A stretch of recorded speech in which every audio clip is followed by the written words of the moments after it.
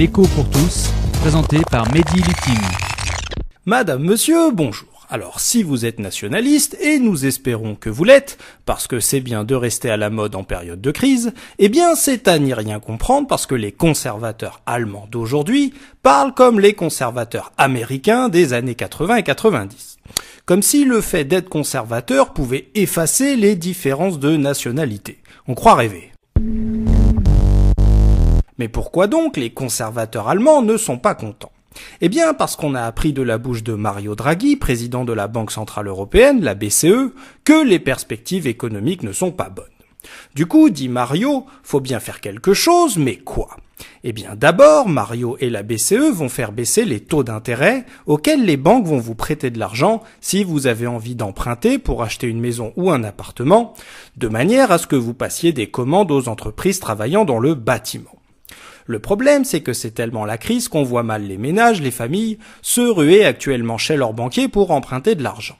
En fait, c'est surtout good news pour les spéculateurs qui vont facilement s'enrichir grâce à la BCE en empruntant à la BCE de l'argent encore moins cher qu'avant, à un taux d'intérêt inférieur, pour prêter cet argent plus cher aux États notamment. Mais Mario nous a aussi appris que les banques prêtent de moins en moins, et même à des entreprises qui voudraient emprunter pour investir plus, et donc embaucher plus. Du coup, faut pousser les banques à prêter plus aux entreprises, mais comment faire ? Eh bien, Mario a dit que si les banques prêtaient à ces entreprises, les banques pourraient ensuite refiler ces prêts à la Banque Centrale Européenne, à la BCE, en se faisant un petit bénéfice dans l'opération. Comme ça, si ces entreprises venaient à faire faillite, ce ne sont pas les banques qui ne seraient pas remboursées, mais la BCE. Du coup, c'est un peu comme si la BCE se portait caution de ces entreprises. Alors, on aurait pu penser que ces idées étaient bonnes, surtout et avant tout la dernière, puisqu'elles ont tendance à nous aider à sortir de la crise. Mais en Allemagne, les conservateurs ne sont pas du tout contents.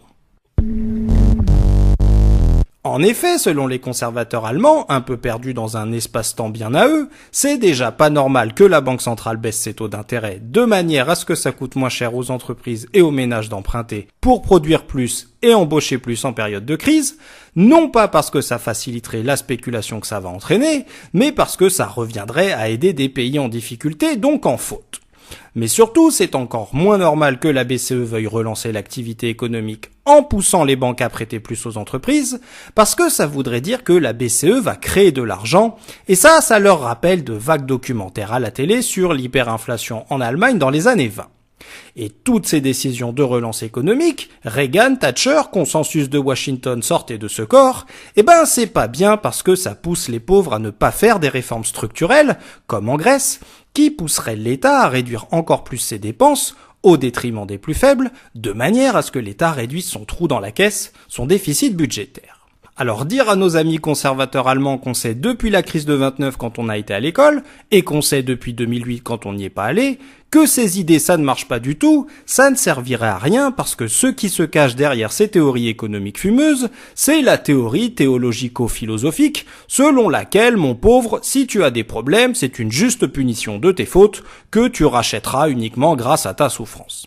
Évidemment, c'est un peu contraire au principe de solidarité à la base de la construction européenne, et c'est un peu contraire à la fraternité républicaine. L'écho pour tous, une chronique écrite et présentée par Mehdi Lukim sur Marmite FM 88.4.